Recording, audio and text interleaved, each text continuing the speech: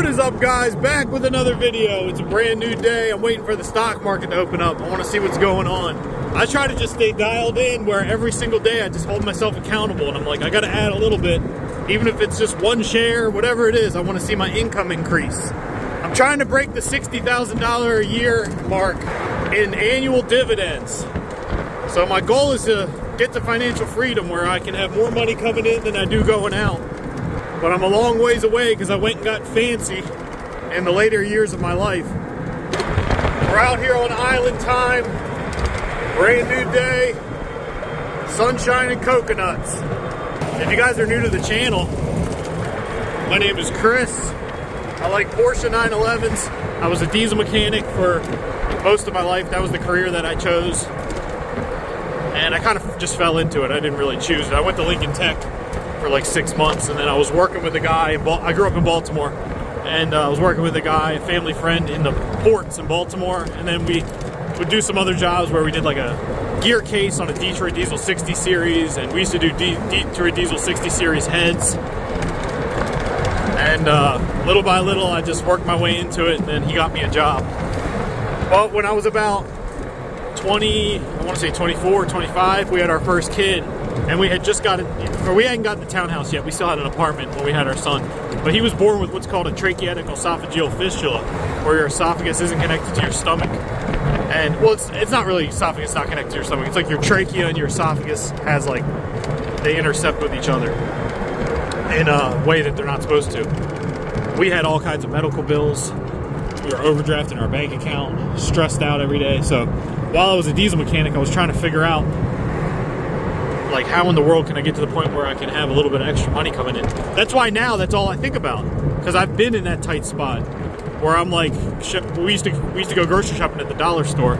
If anybody grocery shops at the dollar store, you know what I'm talking about, the fake cheese. It's $1 for a pack of cheese, but you get 3 slices. It's a scam. It's a trick. You actually get less when you look at it like by the ounce, price per ounce.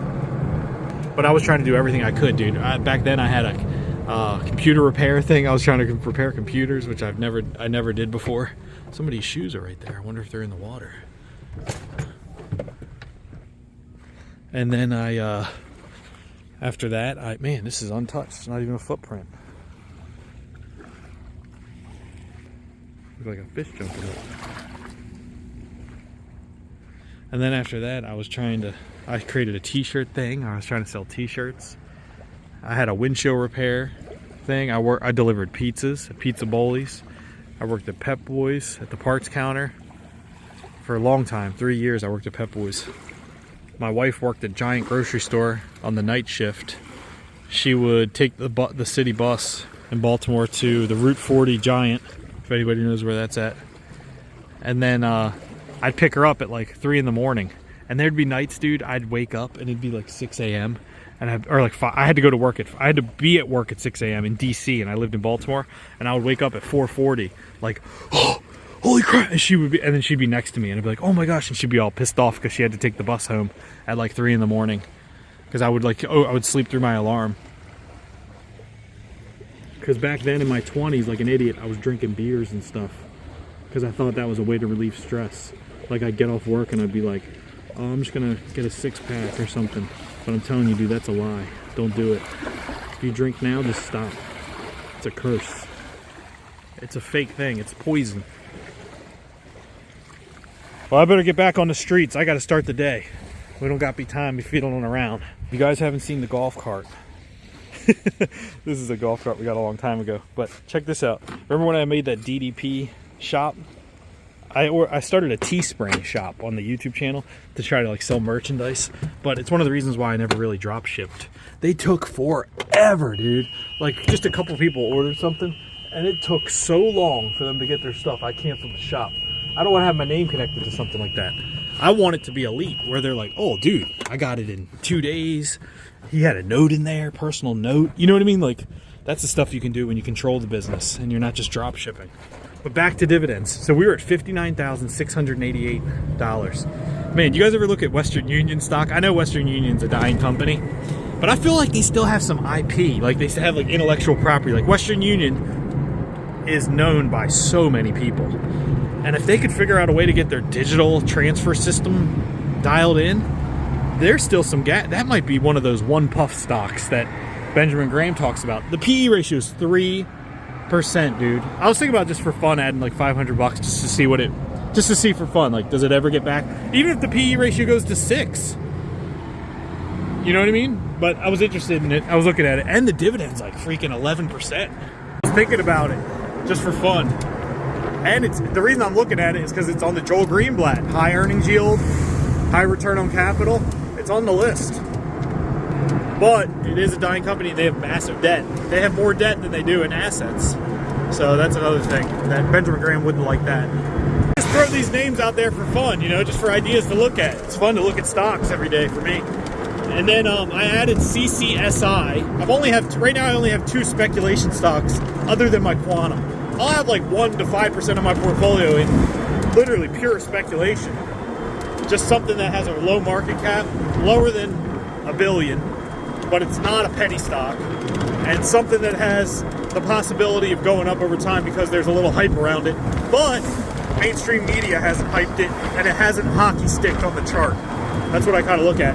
But CCSI right now is one of those names for me, and Butterfly Network. Those are 2 stocks I've added as single speculative complete gambles. This is not financial advice, just gambles. Guys, well, hopefully SCHD pops off a little bit today. I don't think it's gonna, but we're trying to break that 60,000 mark in dividend income. That's my main strategy. I'm just saying, I just mentioned those 2 names, that's something for fun. I'm just adding. But I have some single stocks that are dividend related. So that's UPS, Pfizer, and Cal-Maine Foods. The ticker symbol is CALM, C-A-L-M. But this is not financial advice, just for entertainment purposes only. I think one of the hardest parts for me with investing is not switching. Like, if I have a plan, just sticking to it. That's why I think defining the goal is so important. One of the main reasons why I do dividend investing, because it's easy for me to continuously see the progress of the income going up, so it keeps me focused. The reason I'm saying this is that if you're watching and you're young, I know, like, I might make these videos and I might say, dude, open an account, start investing while you're young, blah, blah, blah, blah, blah.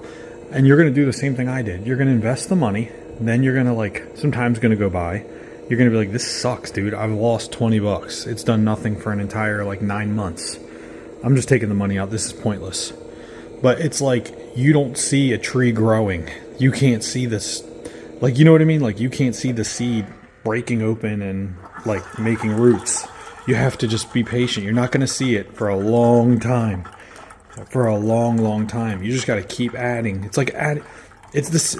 I'm just thinking it is a good analogy. Like, you plant the seed, dude, and you just water it every day. So you just think of the money that you're adding to it as water, and you just water it every day. And then one day you're going to be sitting in the shade, dude, and some guy's going to be in the hot sun, blistering sun.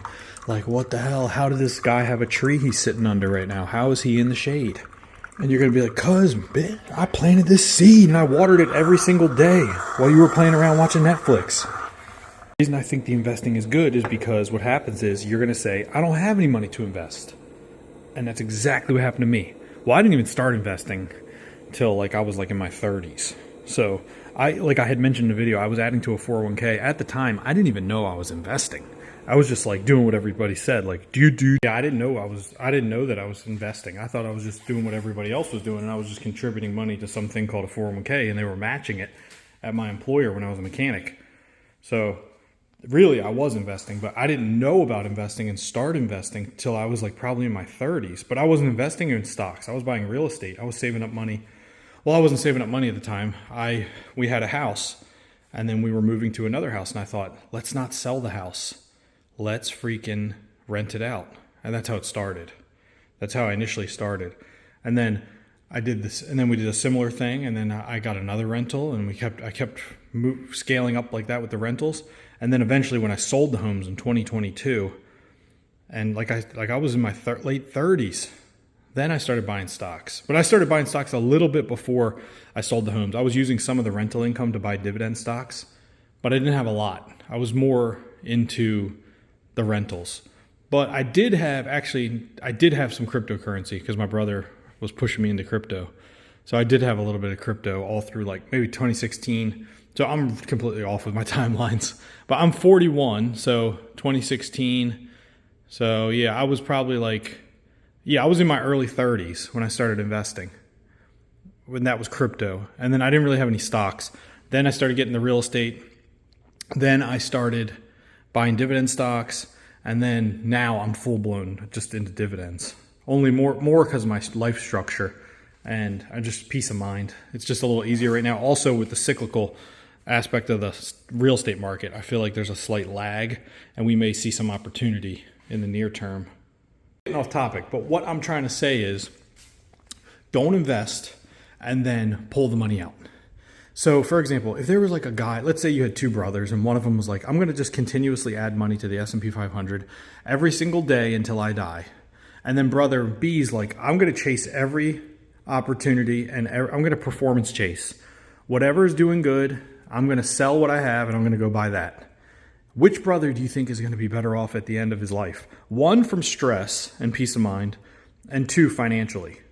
You're never going to taste the feeling of having wins and big gains in investing unless you let it sit and you let the tree grow. If you keep going in and tinkering with it, it's never going to happen. And you're going to keep saying it doesn't work, it sucks, they don't know what they're talking about. Because you haven't experienced it. You have to wait. You have to water it. You have to let the tree grow. So you got to be patient. I'm just saying this because I've talked a lot about, guys should start investing while you're young. Start investing. But I didn't talk about you have to actually let it grow. Like Charlie Munger says, first rule of compounding, don't interrupt it unnecessarily.